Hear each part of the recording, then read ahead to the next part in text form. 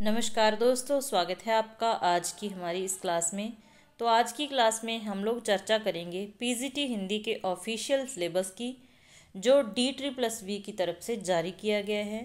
तो इसमें देखते हैं कि क्या कुछ आपने पढ़ना है, कहाँ से पढ़ना है, कितना पढ़ना है, किस कवि की कौन सी रचना है और किस लेखक की कौन सी रचना आपने पढ़नी है। क्योंकि इसमें मेंशन किया गया है कि आपके जो MA के सिलेबस में इन कवि और लेखकों की जो रचनाएं हैं वो आपको पढ़नी है। ठीक है, तो सबसे पहले है हिंदी साहित्य के इतिहास का विस्तृत अध्ययन। इसमें आदिकाल से रीतिकाल, भक्तिकाल, आधुनिक काल आ जाएगा। और जो कवि आपने पढ़ने हैं उसमें चंद्रवरदाई आ जाएंगे, अमीर खुसरो, कबीर, दादू, रैदास, नानक, जायसी, तुलसीदास, केशव, सूरदास, मीराबाई, देव, घनानंद, बिहारी, मतीराम। मतलब के आदिकाल में आपने चंद्रवरदाई, अमीर खुसरो, फिर भक्तिकाल में कबीर, दादू, रैदास, नानक, जायसी, तुलसीदास, फिर रीतिकाल में इसके बाद भक्तिकाल में सूरदास, मीराबाई, केशव भी हैं। फिर आते हैं रीतिकाल में देव, घनानंद, बिहारी, मतीराम, सेनापति। मतलब कि बहुत सारी चीज़ें हैं जो आपको पढ़नी हैं। फिर सेनापति आ गए, पद्माकर। आधुनिक काल में भारतेंदु हरिश्चंद्र, बद्री नारायण चौधरी, महावीर प्रसाद द्विवेदी जी, श्रीधर पाठक, हरिऔध, मैथिली शरण गुप्त, जयशंकर प्रसाद, महादेवी वर्मा, पंत निराला, नरेंद्र शर्मा, केदारनाथ अग्रवाल।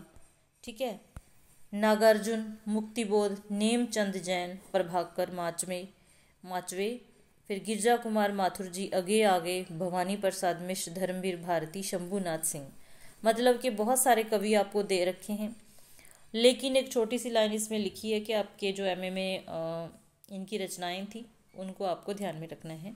तो इस तरीके से आपको अपनी तैयारी करनी है। ठीक है, आगे है गद्य साहित्य का विस्तृत अध्ययन। निबंध आ गया, कथा साहित्य, उपन्यास, कहानी, नाटक, एकांकी, फिर रेखा चित्र, संस्मरण, यात्रावृत्त, आत्मकथा, जीवनी, पत्र, डायरी, आलोचना, रिपोर्टाज।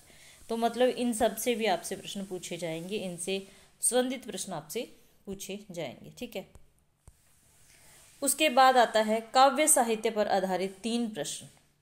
सप्रसंग व्याख्या, भाव सौंदर्य, शिल्प सौंदर्य। उसमें किन किन से संबंधित आएंगे प्रश्न? अमीर खुसरो, विद्यापति, कबीर, दादू, रैदास, नानक, जायसी, जो नाम हमने ऊपर पढ़े हैं। ठीक है, तुलसीदास, केशव, सूरदास, मीराबाई, रसखान, देव, घनानंद, बिहारी, मतीराम, सेनापति, पद्माकर, भारतेंदु हरिश्चंद्र, दिनकर जी, बद्री नारायण चौधरी, महावीर प्रसाद द्विवेदी, श्रीधर पाठक। मतलब बहुत सारे कवि तो वही हैं जो ऊपर पढ़ लिए। श्रीधर पाठक, हरिऔध, मैथिली शरण गुप्त, जयशंकर प्रसाद, महादेवी वर्मा, पंत, हरिवंश राय बच्चन निराला, नरेंद्र शर्मा, केदारनाथ अग्रवाल, नागार्जुन, मुक्तिबोध, रघुवीर सहाय, केदारनाथ सिंह, फिर नेमचंद जैन, प्रभाकर माचवे, गिरजा कुमार माथुर भवानी प्रसाद मिश्र, धर्मवीर भारती, शंभुनाथ सिंह। तो आगे इन्होंने दे रखा है नोट कि MA तक के पाठ्यक्रम में पढ़ी उपरोक्त लेखकों कवियों की प्रसिद्ध रचनाएं आपने पढ़नी है। तो इसका थोड़ा आपने ध्यान रखना है। ठीक है, उसके बाद है सप्रसंग व्याख्या एवं आशय स्पष्टीकरण पर आधारित विषयपरक प्रश्न पूछे जाएंगे।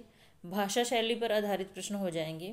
इनमें से मतलब भाषा शैली पर आधारित प्रश्न कहाँ से आएंगे? तो भारतेंदु हरिश्चंद्र जी से, आचार्य रामचंद्र शुक्ल जी से संबंधित, प्रेमचंद से, जैनेन्द्र कुमार से, हजारी प्रसाद द्विवेदी से, धर्मवीर भारती से, रामविलास शर्मा, निर्मल वर्मा, रेणु कृष्णा सोप्ती, विषम साहनी, शेखर जोशी, विष्णु खरे, ममता कालिया। ठीक है, तो इस तरीके से यहाँ से आपसे प्रश्न बनेंगे।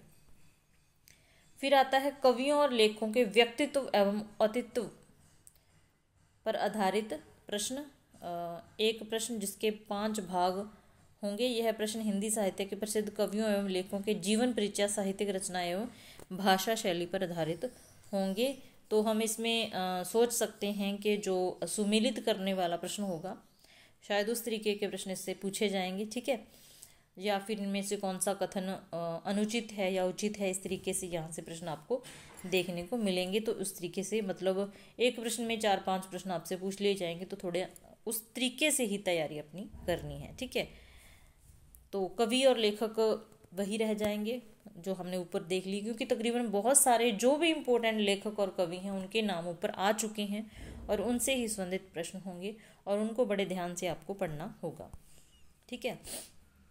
आगे है फिर व्याकरण में क्या कुछ आएगा, शब्द विचार एवं शब्द भंडार, शब्द वेद अर्थ और रचना स्रोत तथा प्रयोग की दृष्टि से शब्द भंडार, पर्यायवाची, विपरीतार्थक, एकार्थी, अनेकार्थी, शब्द युगम, जो वो नहीं होते श्रुति समभिन्नार्थक शब्द, ठीक है। शब्द निर्माण, उपसर्ग, प्रत्यय, समास, तो ये सारी चीज़ें आएंगी। फिर पद विचार में आ जाएंगे, पदबंध हो जाएगा, ठीक है, पद परिचय हो जाएगा, संज्ञा, सर्वनाम, विशेषण, क्रिया, क्रिया विशेषण, पदबंध, भेद, प्रयोग, पद परिचय, तो इतने सारे प्रश्न यहाँ से आएंगे। फिर आता है वाक्य विचार। वाक्य विचार में वाक्य संरचना, वाक्य भेद, अर्थ एवं रचना की दृष्टि से, तो रचना की दृष्टि से काफ़ी महत्वपूर्ण हो जाएंगे ये वाक्य के प्रकार। फिर वाक्य परिवर्तन कैसे होता है, वाक्य संश्लेषण, वाक्य विश्लेषण, ठीक है। मतलब व्याकरण भी आपको बड़े अच्छे तरीके से तैयार करनी पड़ेगी। अगर आपको जानकारी अच्छी लगे तो लाइक भी कर सकते हैं और चैनल के साथ भी जुड़ सकते हैं, क्योंकि जैसे ही अब छुट्टियां पड़ गई हैं तो जितने भी इम्पोर्टेंट टॉपिक हैं वो मेरी कोशिश रहेगी कि इस चैनल पर आप अपलोड करूं, ताकि जो भी बच्चा चैनल के साथ जुड़ा है उसकी हेल्प हो सके, ठीक है। उसके बाद आता है संधि, स्वर संधि, व्यंजन संधि हो जाएगी, विसर्ग संधि, ठीक है, मतलब संधि को अच्छे तरीके से पढ़ना है, समास भी आ गया इसमें।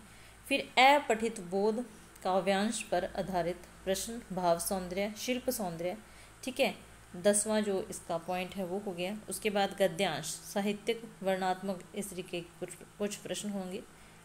फिर समसामयिक विषय, वर्णात्मक विषय, सृजनात्मक विषय, साहित्यिक विषय। उसके बाद आता है काव्य शास्त्र।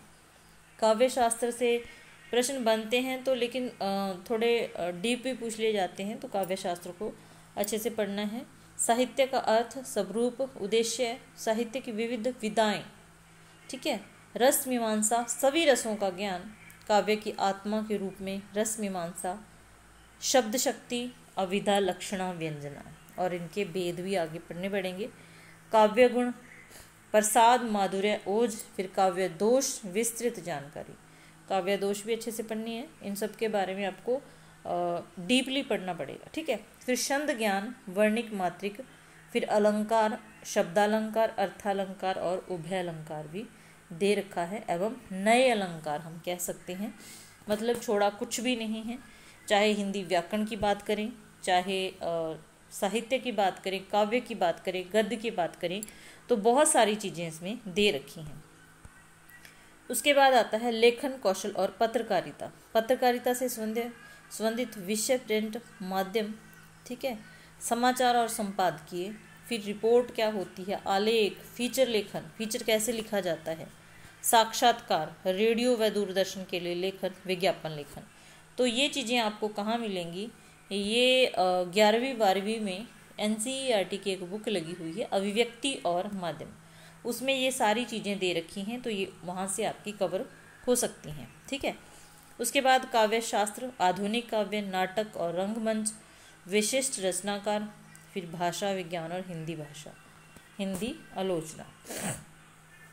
उसके बाद जो टीचिंग एप्टीट्यूड के प्रश्न आते हैं तो उसमें लर्निंग टीचिंग हो गया, ठीक है, लैंग्वेज अक्रॉस द करिकुलम हो गया, अंडरस्टैंडिंग डिसिप्लिन और सब्जेक्ट हो गया, जेंडर, स्कूल एंड सोसाइटी हो गया, पेडागोजी ऑफ स्कूल सब्जेक्ट हो गया, नॉलेज एंड करिकुलम हो गया, assessment of for learning, assessment for learning, ठीक है, फिर क्रिएटिंग एन इंक्लूसिव स्कूल हो गया, चाइल्डहुड एंड ग्रोइंग अप हो गया, drama and art in education. तो ये टॉपिक भी दे रखे हैं, ये जो 10 टॉपिक दे रखे हैं टीचिंग एप्टीट्यूड के, तो इसको भी थोड़ा ध्यान में रखना है। और सब्जेक्ट आपका काफ़ी वाइड दे रखा है, उसको तो बड़े अच्छे से शिद्दत से नियमित रूप से तैयारी आपको करनी पड़ेगी, अगर आपने ठान लिया है कि आपने D++ में जॉब करनी है। क्लास अच्छी लगे तो लाइक ज़रूर कर देना, चैनल पर नए हो तो चैनल के साथ जुड़ सकते हैं। अब हम अपनी तैयारी को शुरू करते हैं। मिलते हैं फिर नेक्स्ट क्लास में। क्लास देखने के लिए धन्यवाद।